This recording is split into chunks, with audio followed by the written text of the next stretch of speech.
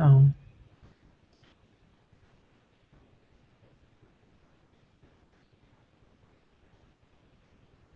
Okay, we are live. We are live. All right.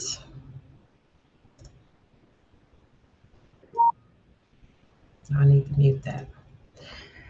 Good evening. Good evening. Thank you all for joining us to this evening for our second financial literacy workshop event for the month of June, National Homeownership Month. This evening, we will be talking with Lydia Smith from Southern Bancorp.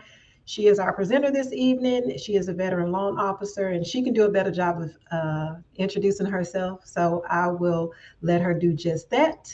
And Madam Lydia, you have the floor. Wonderful. Thanks for inviting me. I'm very excited to be on this evening segment of financial literacy. I am Lydia Smith. I'm with Southern Bancorp. I am the Director of Business Development there. I have been in lending a little bit over 34 years, and I've been a certified underwriter a little bit over 30 years. So I'm going to share some knowledge with everyone tonight. And this is going to be reciprocity, meaning I'm going to ask you some questions. I'm going to ask you, and I want you to ask me some questions because I want you all to stay engaged. So we're going to get started. First of all, with whomever's on the call, because I cannot see everyone. The title of this segment is Why Credit is Important and How to Legally Increase Your Credit Score in 30 Days. So before we actually get started, does anybody, I want to know, what is your expectation from this section tonight? Does anybody want to say what their expectations are? Or you can put it in the chat if you can't, if you're not in position to speak. Okay, so while we're waiting for those questions to go in the chat, we're going to go ahead and get started. We at Southern Bancorp have some big, hairy, audacious goals. And one of our goals is to put 20,000 people into homes. That's a big, hairy, audacious goal. But with everybody on this call and what I hope to achieve with the public, with everyone else's help, our referring partners, we want to put as many people in homes as possible. So let's just test your knowledge base right now, because this is very important. First of all, we're going to talk about the Fair Credit Reporting Act. So I want to ask you a question. Here is the question. A consumer dispute does not affect my credit score. True or false? Put it in the chat. Put your answer in the chat if it's true or false. You got 10 seconds. 10, 9, 8, 3, 2, 1. Okay, I cannot count. Now, do we get any responses in the chat? If so, we're going to move on. True. A consumer dispute does not affect my credit score. Your response, the public response, is true. Guess what? Your response is false. When you have any credit item on your credit report and you dispute it, that item is not included in your credit score. It cannot be included in your credit score. That's why a lender will always tell a borrower, go back and undo those disputes so we can see your true credit score. In a lot of instances, when you dispute an account, you may have a 700 credit score.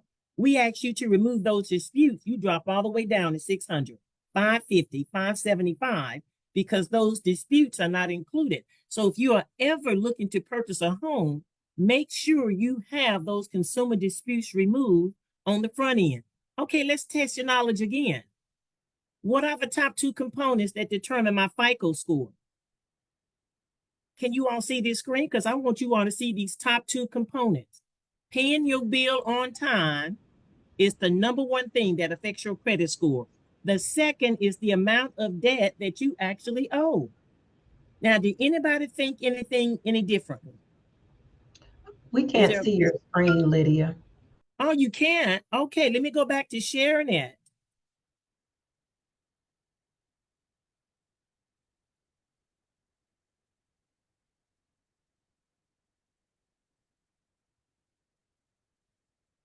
Okay, can you all see the screen now? Because I don't see the green box around it anymore. Yes, ma'am, we can see it. Are you looking at the same thing I'm looking at that says Fair Credit Reporting Act? Yes, ma'am. Okay, then we're good.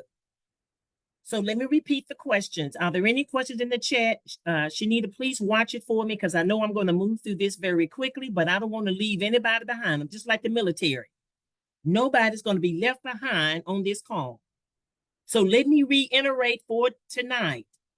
The top two components that determine your credit score is paying your bill on time and the amount of debt that you owe. Those are the top two components. That's 65% of your score. The third is the length of account, whether you have new credit and the type of credit mix. So let's discuss credit mix right now, because this is a question that a lot of the consumers are not familiar with. Credit mix is the type of accounts that you have on your credit report. So let me give you a prime example when we lenders know a borrower is in trouble. On your credit report, we see 14 accounts, Cash for You, Springleaf Financial. We see these 30, 60, 90 days payment plans, and you have 14 of those accounts that have been paid excellent. Well, we lenders know you didn't pay the first account on time, so it rolled over to number 2, to number 3, and now you up to 14 times with the same account because those fees are outrageous. So even though it's reported on your credit report as excellent, we lenders look at that as a great big red flag. So we do look at your credit mix. So be very careful when you go to those Cash for You places. Let's go to question number 3. We're going to have some fun tonight. All right. I love this one. I was told that as long as I pay my credit card off each month, it would not impact my credit score. True or false? Put it in the chat. You got 5 seconds. 5, 4, 2, 1. That's it. I told you I couldn't count. Anyway, how many said true? That paying off my credit card each month does not impact my credit score. True or false? We have true in the chat. Got true in the phone. Oh my gosh. Aren't you some smart people? False. Listen up. What moves the needle on a credit report is not installment loans. It is revolving debt. So if you got a credit card with a $5,000 limit and you charge it up, but you're going to pay it off next month, first of all, you don't know when it's being reported to the credit bureau. If your credit card is $5,000 and you have charged it up $5,000, you have used every dime of that utilization on that credit card line. So your credit score is going to dip. The key thing to remember, and please remember this, keep your credit card balance is 15 to 20%. If you owe $1,000, 15 to 20%, that simply means do not go over $150 to $200 on your credit card. And if you cannot pay it off each month, you need to get another credit card. Shanita, I just saw your hand raised. Yes, ma'am. For clarity, can you tell us the difference between revolving accounts and installment accounts? Revolving accounts are normally credit card accounts or equity credit lines, furniture bills that when you pay them down, you can use them again. You pay it down, you can use it again. That's a revolving account. Now, an installment account is a fixed monthly payment, like your rent, your car note, your insurance. Those are fixed monthly payments. So any account on your credit report that once you pay it down, you can use it again, those are called revolving accounts. Did I make it clear? Are we okay, Shanita? Yes, ma'am. We have another question in the chat. Do you want to wait to the end to take all the questions, or do you want to do them as you go? We're going to do them as we go if it relates to the subject matter. So go right ahead. Okay, this one is, what if someone does not have any credit? How does that impact their ability to buy? Well, I'm old school. I'd rather you have no credit and we build your credit than for you to have jacked up credit. So there are always ways to rebuild or build your credit. We can add alternative trade lines to the credit report. But if you're looking to get a credit score, I want you to Google Experian Boost, because Experian, all these alternative trade lines like your cell phone bill, Memphis Light gas and water bill, car insurance, rental insurance, apartment, they can track that for you, put it on the credit report, and you will actually have a credit score. Those are alternative trade lines, and I just fully support Experian Boost for doing that. So if you are worried about building your credit or you need tips, we're going to talk one-on-one on that. That's no problem whatsoever. Don't be ashamed about not having any credit on the credit report. We can help you build that very easily. Is that question satisfied in the chat? I want to make sure now before I move on. Yes, ma'am. She said thank you. Okay, great. All right. How long does my information stay on the credit report? So let me be more specific. How long does your regular accounts stay on the credit report? How long does a Chapter 7? How long does a Chapter 13? A Chapter 7 is a complete bankruptcy. A Chapter 13 is a wage earner. All the other accounts are just regular accounts. How long do they stay on the credit report? Take a swag. Now I'm going to say this word, so you all, let me tell you what swag means. In the business arena, SWAG means scientific wild ass gas. But don't go back and tell anybody I'm cursing on this Zoom call. I'm just giving you the acronym and what it means. So, how long does the information stay on my credit report? I'm going to show you right now. So let's go. I'm going to show you as soon as I get to it. Your paid as agreed account will stay on your credit report up to 10 years. And that's a good thing, up to 10 years. Chapter 13 are 7 years. Chapter 7 are 10 years from your filing date. Now, I want to say this. As long as you are on this earth, you're going to have life events. You're going to get sick. Somebody going to lose a job. Somebody going to need major surgery. You're going to become overwhelmed with expenses that you may have to file a bankruptcy. But don't walk around with a big B on your forehead thinking everybody knows you filed a bankruptcy. It was a life event. Don't you dare be ashamed. As long as you learned from it and was able to rebuild, it's not going to stop you from purchasing anything. Please know that. Erase any guilt, any shame for filing any type of bankruptcy, period. Let's go to the next question. Okay. You can secure a free copy of your credit report each year. True or false? Put it in the chat real quick. You got 5 seconds. 5, 4, 3, 2, 1. I counted correctly that time. Now, can you secure a free copy of your credit report each year? What did they say, Shanita? True. That is absolutely correct. You can get a free credit report from each credit bureau, but you will not get a free credit score. So let's stop for a second. All of your credit unions, all of your banks, all of your credit card holders provide you with a FICO score. You can check those daily, you can check those monthly. So please go online to your credit card, to your bank, credit union, or whatever. If there's a little button on the side, do you want to know your FICO score? It's not costing you a dime. It is free to you. It's a soft inquiry. It does not show up on your credit report. So let me tell you why it's free. You are knowing nothing on this earth free. So let me tell you why they say it's free. Each time you click that button for your FICO score, your creditor, your credit provider, if it's Capital One, it could be Capital One, it can be American Express, it can be Visa, MasterCard, you name the creditors out there, doesn't matter. All of them going to give you a score. They get a copy of your score as well. Each time you click on that button for your free score, that creditor that's providing that free score gets a copy of your credit score. And you know what they do when they get a copy of your credit score? They watch your trend. When they gave you that credit card or that credit line, your credit score was probably 700.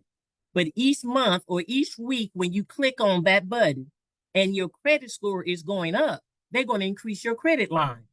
When your credit score starts going down, they're going to decrease your credit line. So they get a copy of that. And what it is a proactive measure for them to gauge where you are headed financially. That's why they give it to you free. All right. Next question. My question, not you all. On the Fair Credit Reporting Act, there are going to be inaccuracies on the credit report. That's why you must look at your credit report. If you don't look at it every year, I think that's going to be an issue. Oh, I'm sorry. Question, Shanita? Uh, One person, well, this was a comment when you talked about the credit card companies and them giving you your credit report, I mean, your credit score for free. So someone said they didn't know that. So thank you for that. The question is, would it, as far as the annualcreditreport.com, did they make some adjustments to that during COVID or even now that you can get it more frequently than a year? No, during COVID, you could have got it free every week. You could have got it free every day during COVID. But now that COVID is over, quotations, they're going back to their yearly annual report. So if you did not take advantage of it then, you will have to pay if you need it more often. So what I recommend when you go on annualcreditreport.com, you don't get a tri-merge, that easy read 18 page that a lender get. You may get 30 pages from TransUnion, 30 pages from Equifax, and 30 pages from Experian. That's 100 pages. So I don't recommend you pull from all three. You can get one free credit report from the Bureau each year. So every 4 months, do one from Experian. 4 months later, do a TransUnion. 4 months later, do Equifax. That way you can see what your credit looks like. And right now, in this age of people hacking your information, if I were you, I would sign up for credit monitoring, where you are notified if any accounts are open in your name. Because a whole lot of people have been hacked. Heck, Experian was hacked. So now for the next 3 years, I get a free credit report from Experian. So I'm going to move off of that. Common inaccuracies on a credit report. I'm just going to cover these four very quickly. Senior and junior, it happens all the time. Senior and junior, the same name, James Smith Sr., James Smith Jr. So mothers, if you're out there and you have a son that's named after his father, you need to make sure you help him review that credit report because a lot of the father's debt would be on the son. Second thing, I hope nobody from Navy Federal Credit Union is on this call because I put a comment on here that Navy Federal Credit Union is known notoriously for duplicating accounts. So some people applied for a home loan and they got 3 car notes from Navy Federal Credit Union because of the duplication. But we lenders know that. So we look at that and we have those removed off our report. Inaccurate payment history. You need to know if you see your credit score going down and you don't understand why, get a copy of your credit report right away.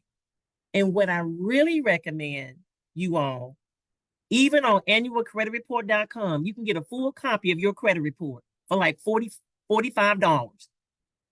Make that investment because your credit, you all, is your character. That's how people judge you. And you need to know that. A lender can look at a credit report and in 60 seconds sum you up. Your last 10 years, we can sum it up very quickly. So be very careful that you do monitor that information. And here's the last one. You disputed some information and they took it off, and then later it was put back on. You got to be very careful when you dispute the information. Make sure you dispute it with all 3 bureaus or with all the bureaus that is reporting that information. And you're able to do that on any dispute. It's going to ask you, do you want us to dispute this with the other 2 bureaus? You only needed to dispute it with the bureaus that are actually reporting it. Okay, Shanita? When it comes to the disputes, is it better to do it to write a letter to do the dispute or do it online? Whichever one you prefer. Um, You can do it online. That's very fast result.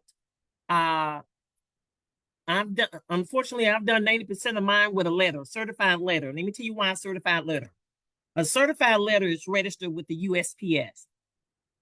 And once that certified letter goes in, it is tracked. They got 30 days by law to solve that dispute. So how can I track that? With Nobody's going to be combative with the USPS. If they say they delivered this letter on November the 10th at 1:45 p.m., then that creditor got 30 days from November the 10th, 1:45 p.m. to fix my dispute. But one good thing about the credit bureaus, you all, once you submit the supporting evidence that that information is wrong, they'll clear that stuff up in 5 to 7 days. Go ahead, Shanita. That's good to know about the one, sending certified letters, and then two, the turnaround time for them to clear up the dispute. So that's great information. And someone said thank you about the senior and junior information. Are you going to cover student loans, because that's what the next question is about? And if it is, we can wait until then. We have to wait for that one to the end, but we will Okay. cover it. Just so you Okay. know what, let me write it down. I'm Uh, writing them down so I'll remember. oh, okay, good. I just didn't want to leave anybody out. Thank Yes, you. ma'am. Let's go to the next one. If I'm moving too fast, you all let me know. I love this one. My credit repairer told me to dispute everything on my credit report because that's the fastest way to clean it up. And the law clearly states the credit bureau has to address it in 30 days. They either have to confirm it or they have to remove it.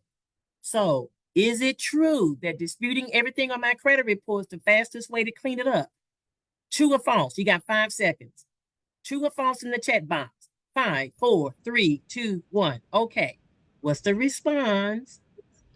We got mixed. One says spa, some say both. All right. Here you go. And you all have to remember this. You need to fire your credit repairer because the answer is false. It is against the law for you to file a frivolous and irrelevant complaint. But look at the penalties here: $100 to $1,000 for each occurrence. So if your credit report is tore from the flow up because you got 10 bad accounts on there and you know they're bad, and your credit repair said, let me tell you how to do this. Dispute every last one of them. That's 10 accounts that you're disputing. The fine is $100 to $1,000 for each occurrence. So if you did 10 accounts, 10 times 100 is $1,000. 10 times 1,000 is $10,000. So just because you don't get your bill today, the credit bureau can come after you for filing a frivolous and irrelevant complaint based off your ill-prepared credit repairer. I need to say that softly because some of them are really good and some of them are just jacked up. Shanita, you have a question? Yes, ma'am. So, two questions. The first one, does this, okay, it says frivolous and irrelevant. What if something is reported incorrectly? For instance, if you're disputing a late payment, if the account was never late, um, will that be counted in that, No. or okay? As long as you have supporting evidence, you have to have supporting evidence whenever you dispute anything. Cancel check, something to show them that it was paid on time, and they will remove it. So let me tell you something about credit cards right now that a lot of people don't know. They put this law into place pre-pandemic. If you have a credit card and you pay it late in January, it's not reported late on your credit report as long as you catch it up in February. It's not reported late. That's the leniency that the credit bureau is working with the public to help you with your credit. But if you paid it late in January and paid it late in February, on the March credit report, it's going to say late payment January, late payment February. So let me reinstate that one more time. If you make one late payment on your credit card, it will not be reported late to the credit bureau. Now, you're still going to pay that late fee from your credit provider, but they're not going to report it late. They're giving you grace. But if you're late 2 consecutive months, they're going to report January and February payment as late, and they're going to note that on your March credit report. Now, for some of you all on there, please don't abuse that grace period, because they can also rescind that for you if they find out you're abusing that policy. Moving on. What is the maximum amount a credit repairer can charge you upfront or monthly? What is the maximum amount? Think of a number, put it in the chat box. 5 seconds. 5, 4, 3, 2, 1. Okay, I'm ready. What's the response? What's the maximum amount a credit repairer can charge upfront or monthly for their role as a credit repairer, helping you to restore your credit? 275, 100. That's it. Those are only 2 responses. Well, I'm glad you got those 2. Okay, are you all ready? So let me knock you out of your seats. Absolutely nothing. Absolutely nothing. A credit repairer cannot charge you upfront, nor can they charge you a monthly fee. It is against the law. That is the Credit Repair Organization Act of 1996. And as a matter of fact, in the state of Tennessee, credit repairers are on the top 10 list of complaints in the state of Tennessee with the Tennessee Attorney General's office. They cannot charge you a dime. They have to be licensed and bonded. You have to sign a contract. That contract going to clearly state what they are going to do for you. And guess what? If they don't do it, you still do not pay them a dime. Do I see your hand, Shanita? Go ahead. Yes, ma'am. So what about, so we do have some shock in the chat. That's okay. I want to what shock you. so, oh, okay. I'm gonna answer that question. What about companies like Lexington Law Mm-hmm. that charge for that? And then do they fall under this as a credit repair? And then the second question is, what are they charging for if they're charging upfront fees? I don't know what they're charging for, if they're charging upfront fees. I never used a credit repair. I'm just letting you know they cannot charge. It is against the law. I am so sorry. It is against the law, but a lot of you all don't know that. A lot of you all do not know that. And a lot of your credit repairs are not licensed and bonded. So let me tell you why. You know why? Because if they have a low credit score, their bond is very, very high. If that credit repairer has a high credit score, their bond is very, very low. I'm just here to tell you, if you talk to any credit repairer and they charge you any monies upfront or take any monies upfront or monthly from you, this is my phone number, 901-691-2409. We are going to report them and we're going to put them out of business, because the people that they are hurting are the people that are already economically distressed. So that is an abuse. Shanita? Yes, ma'am. I will put that in the chat. I just want to clarify what you're saying. Okay. That it is according to the Credit Repair Organization Act of 1996. Credit repair companies cannot charge upfront fees, right? And if they are, they're in violation.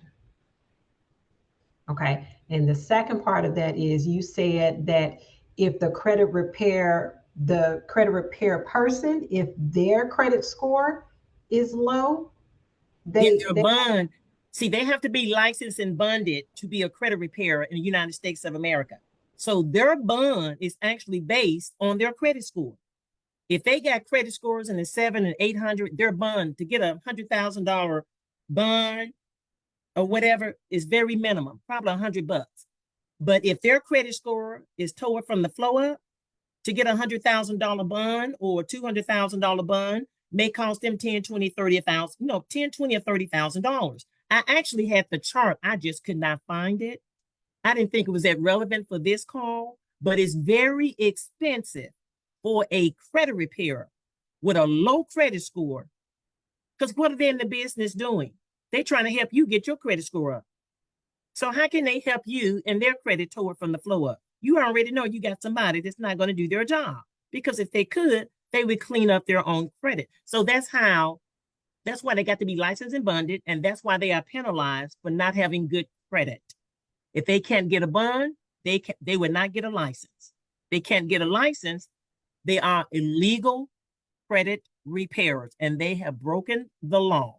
I want to make that very clear. They have broken the law. Go right ahead. Okay. The have a question about debt consolidation. How is that relate to how is that looked at? Debt consolidation is not the same as credit repair. Because with debt consolidation, they go in and negotiate the fees. They what they pretty much do. I've been up since 3:30. So if it seems like I'm slurring my words, it's because I'm getting cockeyed and cross-eyed. So please excuse me. Plus, when you my age, sleep will come down on you very quick.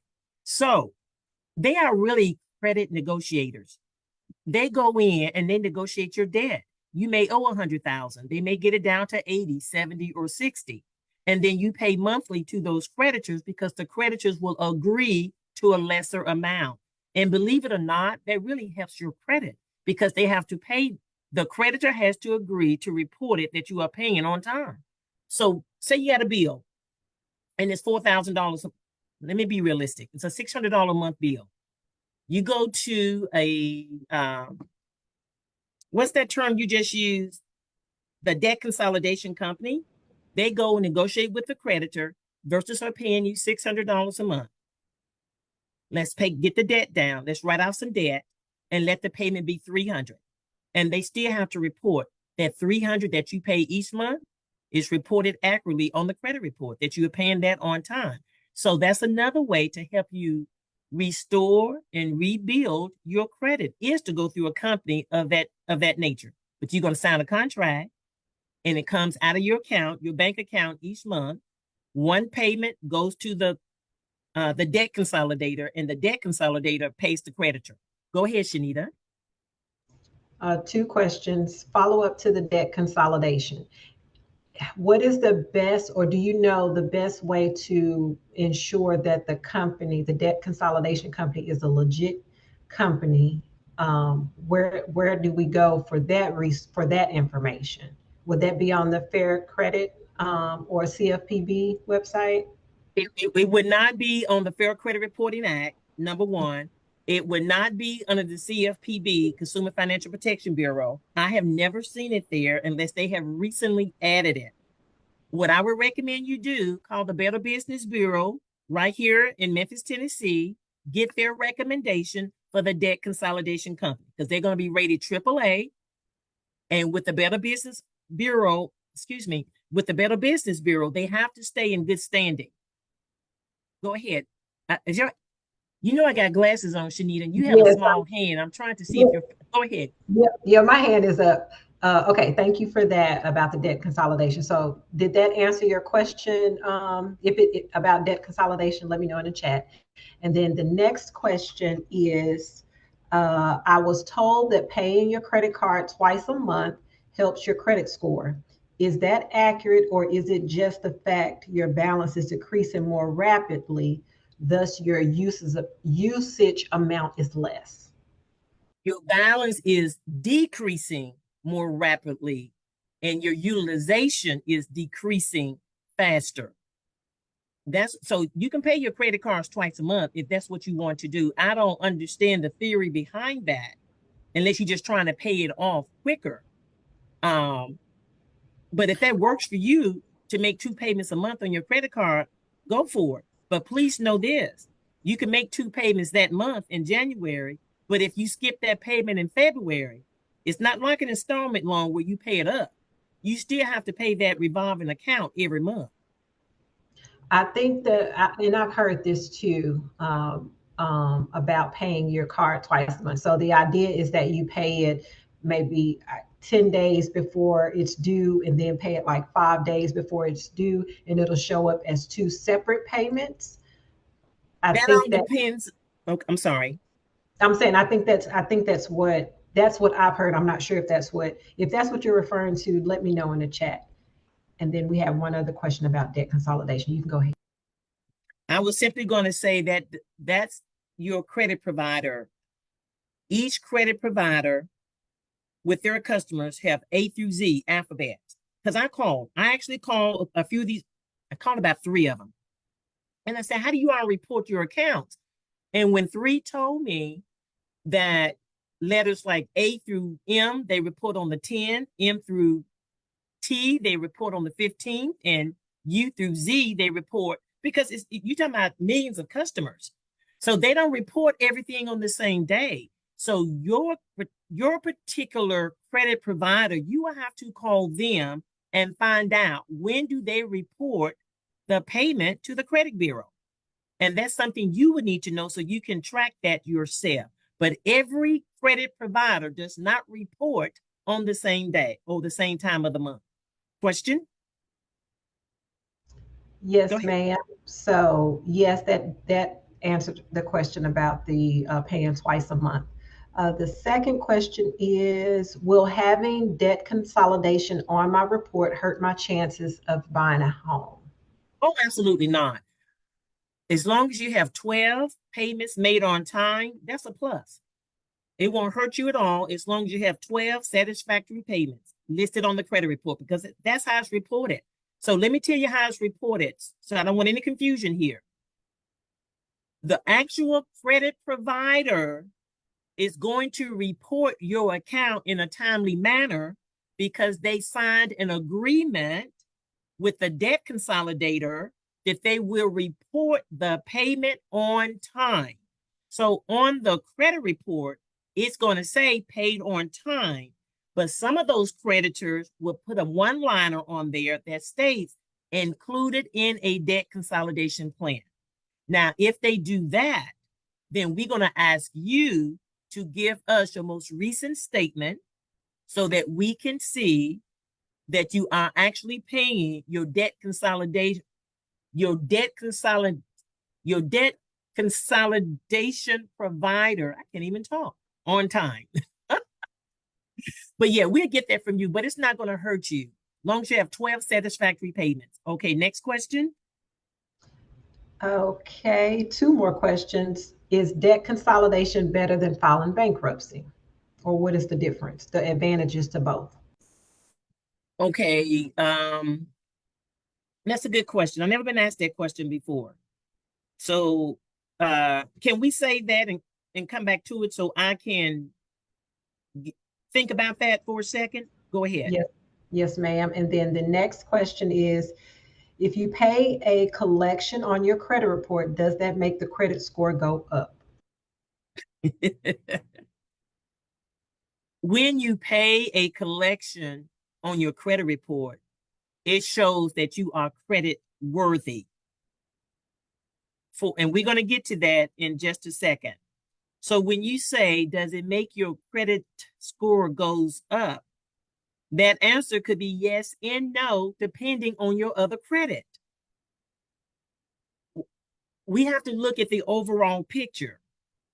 If your credit cards are maxed out and you have a collection that you just paid, it's really not going to help that much.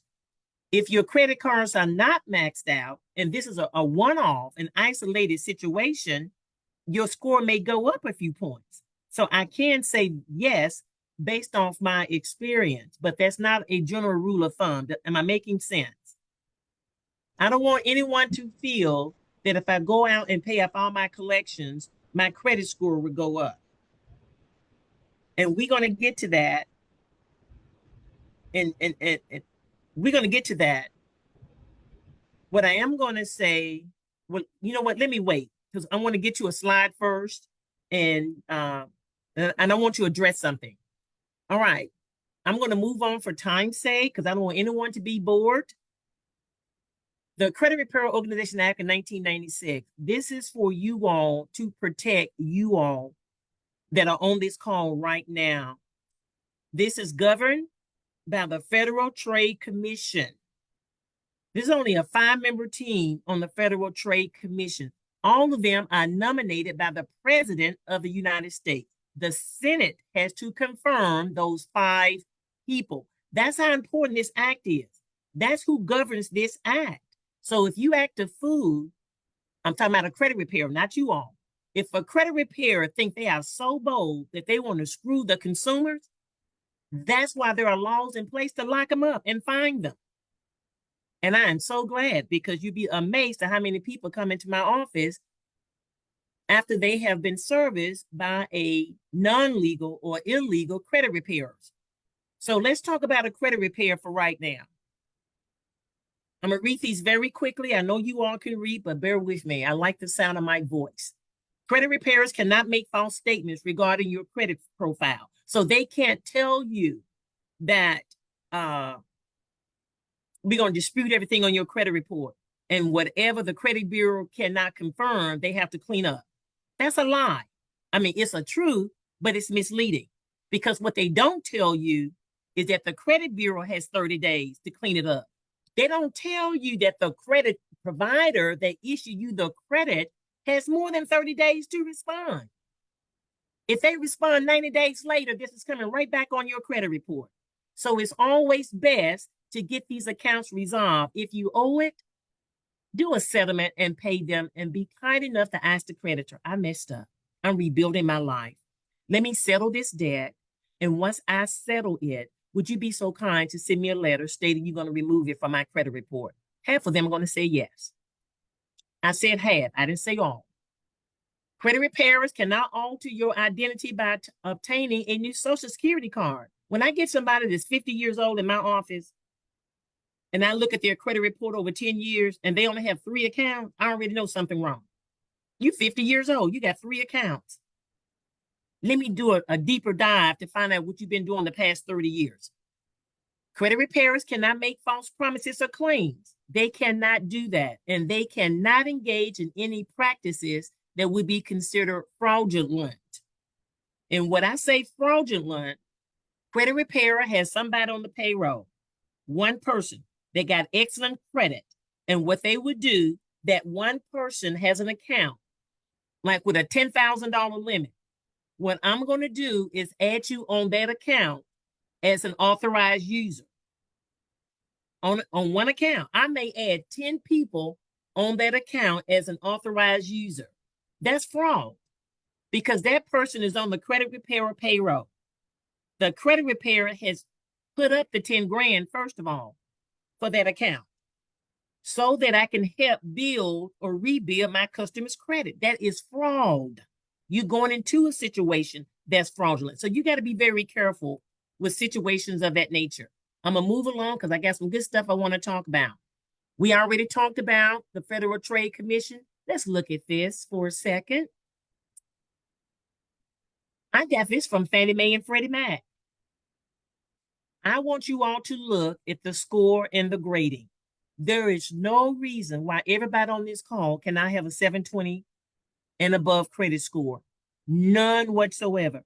Everything is curable, is fixable. You can get that score up even after a bankruptcy.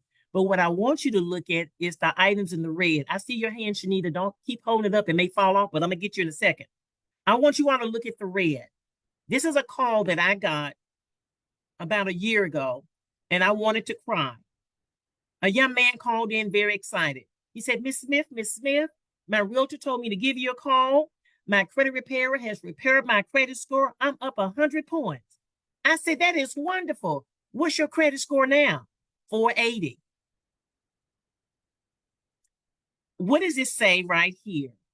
Less than 500. Horrible. You are tore from the flow up. Credit scores, you all, are indicative of your past, how you handle your finances in the past, how you handle your finances in the present. We use those credit scores to determine how you're going to handle your finances in the future. That is the purpose of a credit score. It is a guide, it's a gateway to let a lender know, is Shanita I'm calling your name Shanita. I know you're credit worthy, but is Shanita credit worthy? That is the gauge that we use. So it's very important that you all be in the green. I want everybody should be 720 and above. This is so easy. Shanita, you had a question, go right ahead. Two questions. First, you said you got this chart from Freddie Mae, Fa- Freddie Fannie, Mac, Freddie Mac and Fannie. I done mixed their names up. okay. Okay, so one, can you tell us what those two organizations are? And then the question in the chat is, how long will a negative account stay on your report? Is that a later slide, or will you address it here? A negative account would stay on your credit report up to 10 years. It can stay on your credit report up to 10 years. But don't worry about that. What you need to look at is what is going on in your life for the past 24 months. I thought I had this on. I'm sorry. Please forgive me. I thought I had it on mute. Look at for the last 24 months. It doesn't matter what happened 3 and 4 years ago. Your credit score is really based on what has happened in the last 12 months. More so recently, what is going on in your life in the last 90 days. So it's 90 days. So if you had any late payments in the last 90 days, that is a red flag. Your credit score would drop. But if you had late payments a year ago, that's a year ago. It's not as effective as far as your credit score. And that's very important. So the best way I can answer your question is we look at the overall picture, but we look at the last 24 months more carefully. And the last 90 days, we look at that very carefully because that's going to let me know whether or not you're still going through a financial crisis. But are there any questions about this grading system? You can Google Freddie Mac credit score, Fannie Mae credit score, FICO credit score. Your chart are pretty much going to be the same. The numbers may be off by 5 or 10 points. I don't care. But I just wanted you all to know, if you can take a picture of this screen, take a picture of it. But everybody on this call, I'm going to give Shanita the PowerPoint and she can send the PowerPoint out to you all. All right, next question. Why is good credit important? And everybody on this call, this is a conversation you need to have at the dinner table with your children, your grandchildren, your friends. Because landlords filter out potential bad renters based on the credit. You're not paying your overall bills on time, you're not going to pay the landlord on time. Second, with utility companies, if you got good credit, you don't have to put up a deposit for Memphis Light Gas and Water.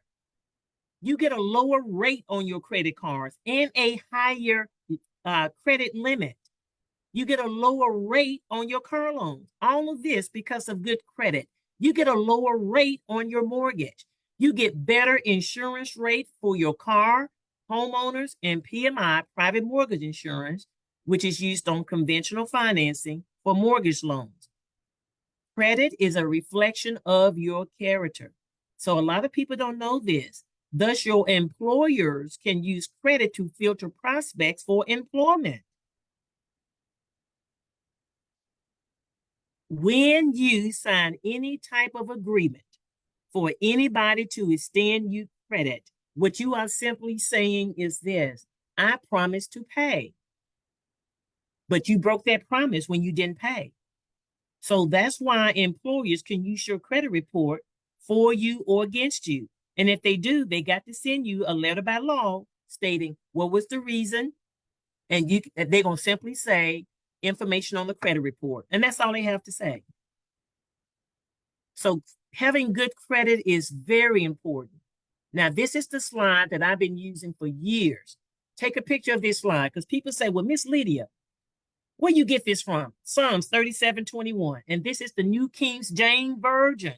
It said, it is evil to not pay your debtors. It is evil. And the wicked borrows and does not repay. This is in the Bible.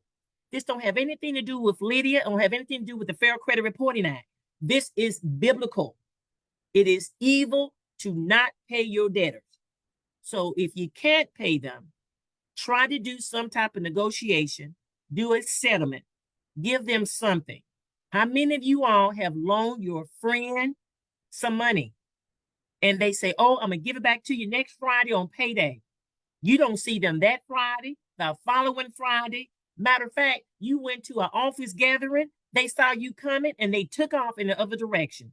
And the money you loaned them was probably $10 for lunch, $20 or $30. And they running from you. How does that make you feel as an individual? Well, that is how creditors feel when you don't pay them. It's the same feeling. It's a betrayal. You promised to pay, you did not pay. You didn't even call me to work out a settlement to even make good on the payment. So take a snapshot. Psalms 37:21. Moving right along. How to increase your credit score in 30 days. I love this one. Look, everybody know about lowering your revolving credit utilization. That means paying down your debt. Well, guess what? Everybody cannot pay down debt. And if you can't pay it down, use the snowball effect. How many on this call, put in the chat box, have heard of the snowball effect? Just put yes or no. Because if you heard of it, I'm going to move off of it and keep it moving. How many on this call have heard of the snowball effect in paying All, off debt? all Everybody? yeses. Oh, yes, Yes. it's good. I'm moving right off on it. I'm not going to repeat something you already know. Now, here's an easy way for your credit card utilization. Say, for instance, you got a $5,000 limit and you use $3,000 of it. Ask them to increase your limit so it does not appear that you are a credit abuser. So you have to know this, and please know this. Credit bureaus told us this themselves, but we have to get training every year. When you exceed 20% of your credit card balance, 20%, you are labeled as a credit card abuser. Abuser. That's why your credit score start going down when you start using those credit cards and maximizing out your line of credit on those credit cards. But when you are less than 20%, you are labeled a conservative credit card user. Conservative is the key word. And that's why your credit score goes up, because you have very low utilization on your revolving debt. Go ahead, Shanita. The 20%, that's obviously new because it's been repeated that 30% or less, and you're saying 20%. I'm saying 20% because Fannie Mae, Freddie Mac says 20%. If you Google Fair Credit Reporting Act, it's going to say 20%. It all depends on who you're reading. And with me being in mortgage lending for 34 years now, I listen to the people who loan out the big money. So if they are saying no more than 20%, that's what I'm going to repeat. Even if you Google FICO credit scores, 20% is going to be there as well. Next one, how to increase your credit score in 30 days again. Do a balance transfer with a 0% interest rate for a fixed period of time. Get one credit card with a 0% interest rate. I'm pretty sure everybody's familiar with this. It's going to be no interest for 18 months. Use that line to pay off your other credit cards, and then use every effort that you can to pay down that one big credit card. So you only have one bill. The problem with having multiple credit cards, you all, you're going to forget to pay a bill. I have an 840 credit score. Amazon sent me a little letter. You forgot to pay your bill. I almost had a heart attack because I don't use it. What did I do?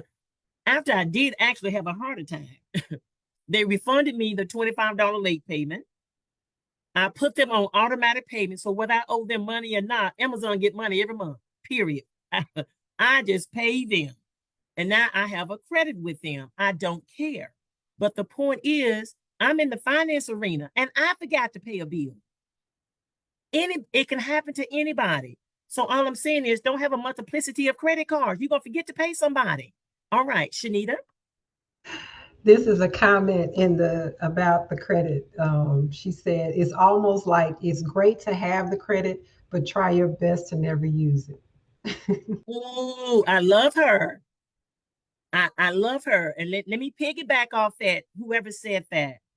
The best time to ask for credit or money from a bank is when you don't need it. Always ask for it when you don't need it, and that's when you're going to get it. Nobody likes to lend money to somebody who actually need it. I'm just telling you a rule of thumb. All right, next thing. Become an authorized user on somebody's credit card in good standing. You got people out there that's an authorized user on a credit card that's in bad standing. That's not helping you build your credit. It's taken away from your credit score. So if you're going to be an authorized user of somebody's card, make sure they're a conservative user because you want them to help build your credit, not bring you down, but you're looking for elevation. You want to go up. If you don't want to use another credit card with 0% interest, where it's 0% for 18 months or 24 months, do a bill consolidation loan. What did I tell you? It's the needle that moves your credit score. It's not installment loan, it's revolving debt.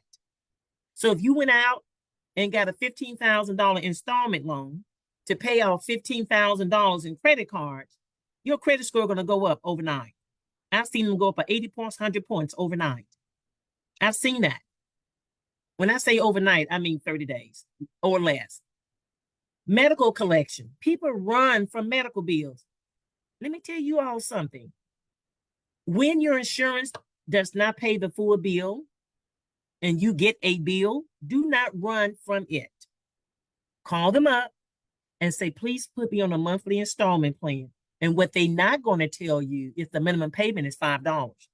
They're not going to tell you that. Now, don't pay $5 a month when you owe them $1,000. Be reasonable and say, look, I want to pay $25 a month or $50 a month. All I'm saying is do not run from those little small medical bills. They would catch you in a New York second and cause your credit score to go in the opposite direction. So make arrangement. Whatever the insurance does not pay, call that hospital, call that doctor, put me on a payment plan. I can pay $20 a month and keep it moving. Shanita? Is there do okay? Do all uh where did my thought go? Okay. Medical bills. Medical bills. There we go. So for medical bills, do all are all medical bills reported on the credit report, or is it a certain amount that's reported? And then we have Okay. A law was passed back in 2021 that bills under $500 are not on the credit report. Over 500, and I'm gonna have to go back and revisit that law now. But 500 is the number that stays in my mind. That anything under 500 does not go on the credit report. Anything over 500 goes on the credit report. But does everybody read the law, Shanita? Now that's no. the law, but are you telling me all the credit providers out there, all the hospitals, they don't go to credit, they don't read the Fair Credit Reporting Act? So they may still report it on the credit report, even though they're not supposed to. So you can dispute it to get it off the credit report, but you still owe it. It just time consuming. Let me ask this question. Who on this call has ever disputed anything on their credit report? How many hands do you see? Okay, just two people, me and Shanita? Shanita and I? No, we Isn't have it some in the chat. We have okay? Isn't several it people. time consuming to dispute? It's time consuming. So don't do that. If you know you owe the bill, call the creditor, call the hospital. I do it on every medical bill. I can owe $150. I'm going to pay you $20 a month because I have a problem with paying lump sums on medical bills. Because I'm calling the doctor to see what they can do to reduce that balance. It's what Lydia is doing. So I don't have to pay the 150 or the 250 or the 375. And when they say, Lydia, there's nothing else we can do, then I'm going to pay it off because I will forget. I'm not putting no medical bill on a payment plan. I'm just not going to do that. I'm going to pay it off. Go ahead, Shanita. The question in the chat is actually for your previous slide about authorized users. Mm-hmm. Um, it says, if you have great credit, should you help your child develop theirs by adding them as an authorized user on your as an authorized user or let them develop it on their own. Before you answer, Lydia, I want to give my story. That's what I did for my children. They were all two of them were well, no, they were all under 18 when I added them on my credit card accounts. And of course, they're older now. And my daughter, she's 24, and she just bought a house in April. So it helped her to build her credit. So both my daughters, their credit scores were in the 700. So it helps my children. So I'll let you speak to that, Lydia. The Bible says, do not co-sign for no one. That's what the Bible says. Now, I have seen parents co-sign for their kids for cars, and I've seen cars repossessed on parents' credit report because the child stopped paying. You're gonna have to make that decision. Everybody on this call need to make that decision for themselves when it comes to their children. Some children are very responsible. Some children are not. Would I do it personally? The answer is absolutely not. I will not do it because there are starter credit cards at banks for young people, for college kids. Let them go to the bank, let them earn their own credit scores. They will appreciate it much better knowing that they build it themselves. That's only Lydia's version because in 34 years, I've seen parents' credit go in the toilet for their kids. I've actually seen kids' credit go in the toilet because their parent used their social security number to get MLGNW, to get a car. The child's 16 years old. How in the heck can you have bad credit at 16? I've seen 10-year-olds have bad credit. It is awful. So I am not an advocate of that, but you all have to use your own judgment. Go ahead. I will clarify. They've been authorized users on my credit cards, but they did not have access to my credit cards. That was the difference. I still used them, but I didn't give them um, the credit cards themselves. Now, I But like that, Shanita. If but you if feel comfortable, go ahead. yeah, yeah, but my daughters now they do well. The one who just bought a house, she obviously doesn't. She don't need her mama's help no more. But my 22-year-old daughter, she does have the credit card. But like you said, you have to know your children. My children, they ask me for everything, so they wouldn't. I trust them to not just go swiping the card just to go on a shopping spree or something. So you do have to know your children. But initially, no, they were authorized users, but they did not have access to the cards. Okay. Anybody else want to come in? That was it. Oh, okay. All right. What does Southern Bancorp offer? We offer match savings accounts. We can help you save. If you're a developer, we got loans for you that are not cookie cutter. We tailor that loan just for you.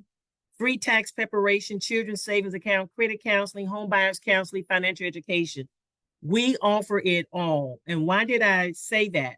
It's very important to know that when you bank with somebody, whoever you bank with, need to be able to make sure that they have the tools needed to make you as successful as possible financially. So I had to put that in there for individuals who did not know. Now, what have you learned today? Why good credit is important and how to increase your credit score in 30 days or less. So now we can entertain the questions from the floor. Then somebody wanted to talk about student loan, who co-signed for their boo, who co-signed for an apartment, who got put out of the house, who added a fiance to a deed of trust, and he brought his girlfriend in that was pregnant, and you couldn't put him out. So now you stand in a house with your ex-fiance, his new girlfriend, and their baby on the way because you put him on the deed of trust. I have seen it all. So now we're going to entertain questions from the floor.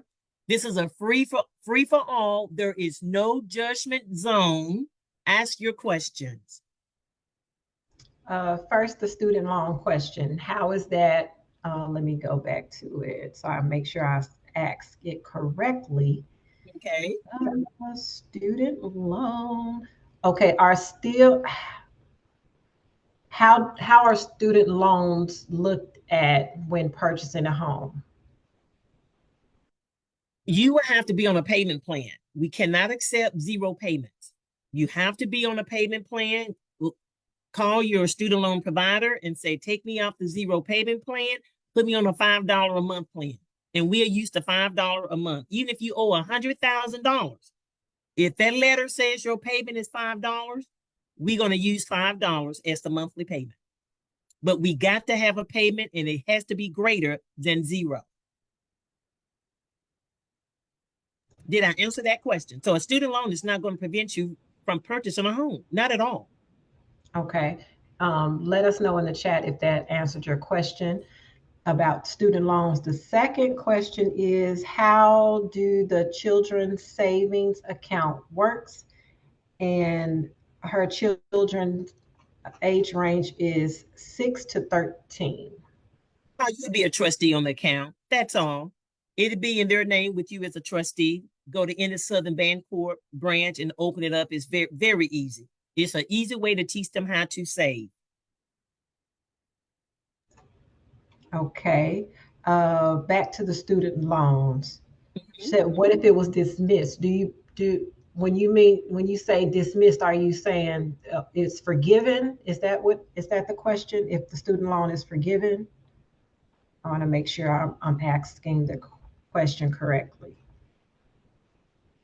I'm checking Facebook real quick. Okay. Yes, she said the student loans are forgiven. So if it's forgiven, then there's no record and there's nothing to count, correct?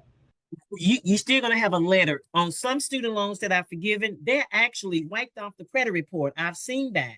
And some that are forgiven are still on the credit report, but you have a letter from the student loan provider. It lists every student loan, their account number, and the amount, and it clearly says at the bottom, these loans are forgiven, balance zero, they will be removed from the credit report.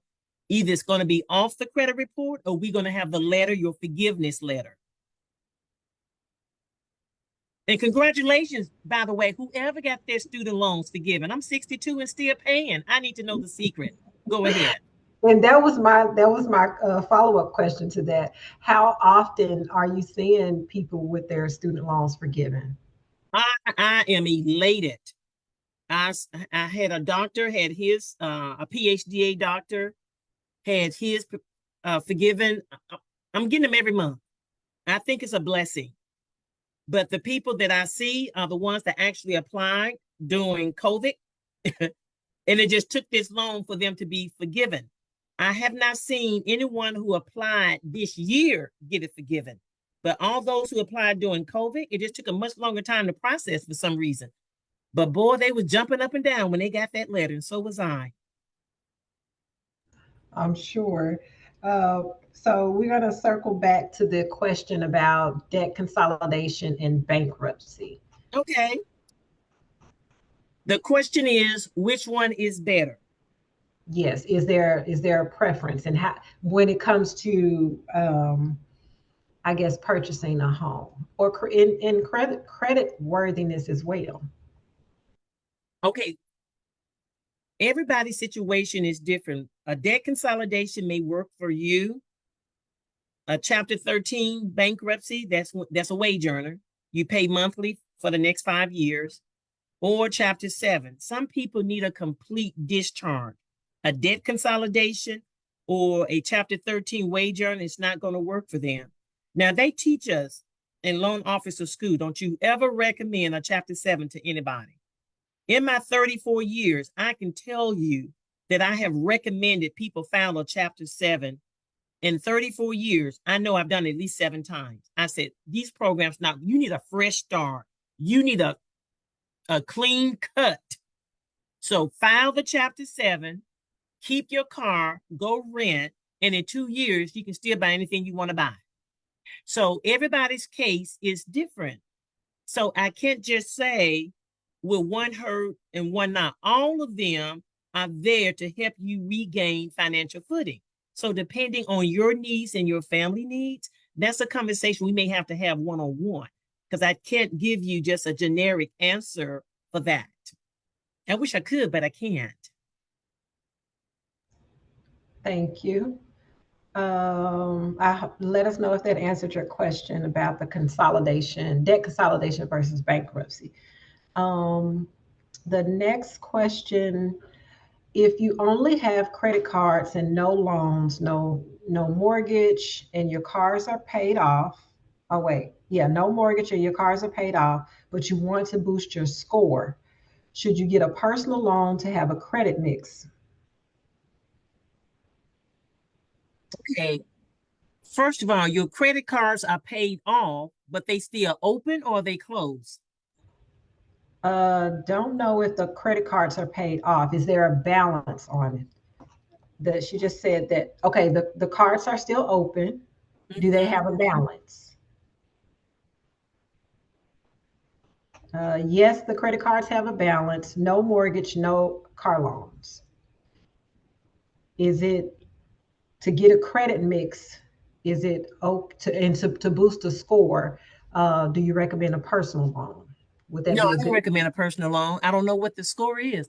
See, whoever's on that call, they need to DM you personally and say, "This is my credit score now." And that gives me an idea where they are. And then I can answer that question a little bit better. Does that make sense? Because right now I can't answer that question. So whoever that individual is, tell them to send that message to you directly.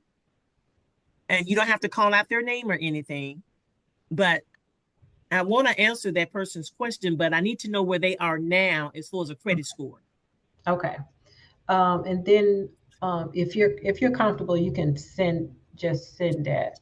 And then we have a question back about the student loans. Um, I don't know if I understand your question. You said I have letters. What about loans for teachers? What can you clarify that? Are you asking about student loans for teachers or? Okay, let's see. Or mortgages for teachers. Okay, let's see.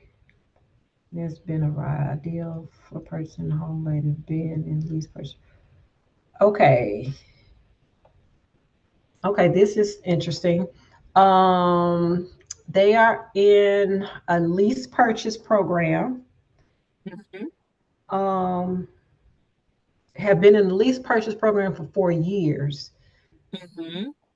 And is it ideal? Is that an ideal situation for purchasing a home later? I guess that depends too, right? Well, first of all, if you're in a lease purchase, you're leasing a home that you're gonna purchase. You're already in the home that you're gonna purchase. So I guess I need to the I'm Are you? stuttering. That's I okay. need a better understanding of the question. Yeah. So are you wanting to purchase a different home or are you wanting to continue in the lease purchase of the home that you're in? Because it depends on the terms of the lease of your lease purchase that you agreed to when you entered into the lease purchase. Oh, okay. They just found out that it's a lease purchase option. So have Option. So that's the so key word. have you entered into the have you entered into the lease purchase or are you still just renting it? That's a question. And then we're gonna wrap up if there are no more questions after this. Because we don't. I'm gonna check Facebook. Okay, yes, they are in the process in the lease purchase program now. Okay. Okay, a lease purchase. Let me make this clear on the call so everybody will understand. When you're in a lease purchase agreement for a home, the home that you are leasing is the home that you're going to purchase.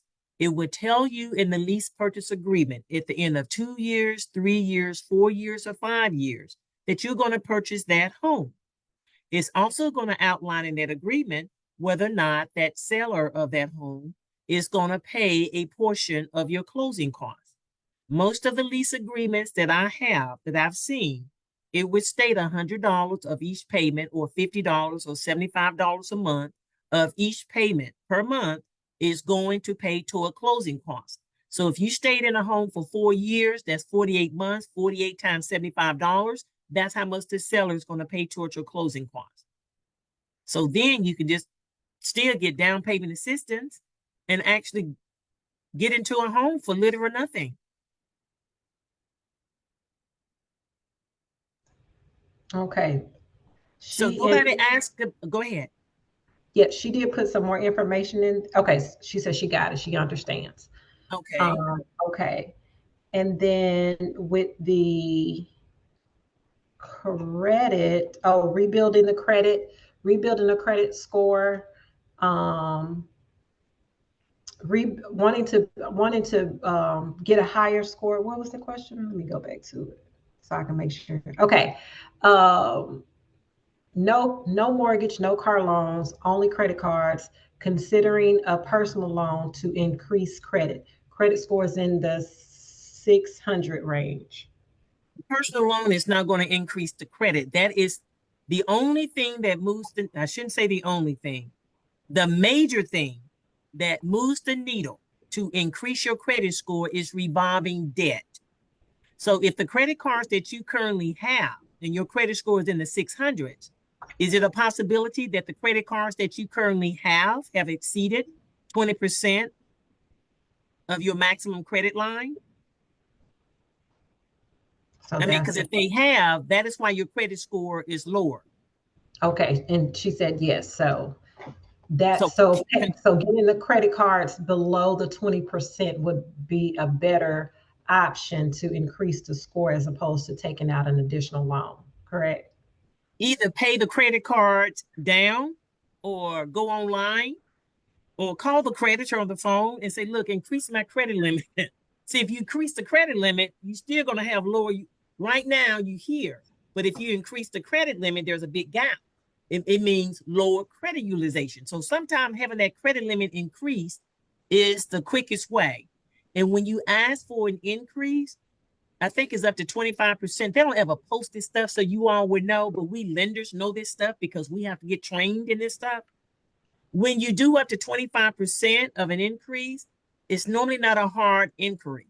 So if you go from 3,000 to 25% higher, how much is that? Oh, head, let me get a calculator. Keep it right here. 3,000 times 1.25. Like you go up to 3,750, they just give it to you. But once you go higher, it's going to be a hard inquiry. So get the hard inquiry. Heck, if you know you need an additional $5,000 in a credit line so that you will have lower credit utilization per numbers on the credit report, the lower the credit utilization, the higher the credit score. Ask for a credit limit increase on your best card. That's what I would do. I recommend that all the time. I said, we don't have time to pay that off. Call them, get a limit, increase that limit so we can keep moving. Got Very it. quickly done. Okay, if there are any other questions, go ahead and put them in the chat. Lydia, can you put up your contact information so everyone will have it?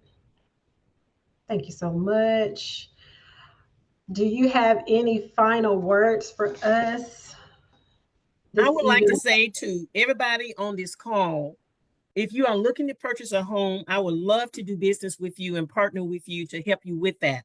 There is down payment assistance money out there for everybody. I don't care if you make $100,000 a year. There is down payment assistance money out there. So don't be afraid if a loan officer asks you, do you want down payment assistance? Because this is what the law states. The law states we are required to ask you if you want down payment assistance, if you qualify for it. So don't be afraid because you make $125,000 a year to not receive it. If the money is out there, you better darn well better get it, because that means more money stays in your bank account and you're using OPM, which is other people's money. So all I want to say is Southern Bancorp, we do have down payment assistance program. I want you to give me a call. If you're looking to purchase a home, I will be more than happy to assist you with that. Uh, and we will go from there. Thank you so much, Lydia, for all of this information. We really appreciate it, especially enlightening us on some things that we had no idea about. We thank you, thank you, thank you. You did say you would send your slides so that we could share them with everyone that registered on the call tonight.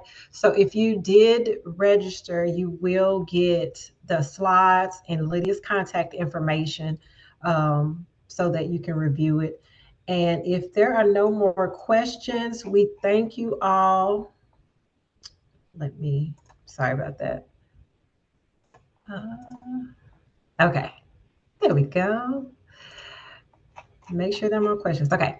Yes. So if there are no more questions, we just thank you all for joining us. Women's Council of the National Association of Real Estate Brokers, Memphis chapter. This is our second, as I mentioned, second financial literacy workshop for the month of June, which is National Homeownership Month. We have one more workshop next week. That it is an in-person event. If you would like to get an invitation to that. We will send that out to everyone that registered for tonight's workshop. And if you want to know any more information about the Women's Council, you can visit our website, wcnmemphis.com. And we thank you again for joining us. And I don't see any more questions. Thank you, Lydia. Thank you, everyone, and have a good evening. Hey, you all have a great night.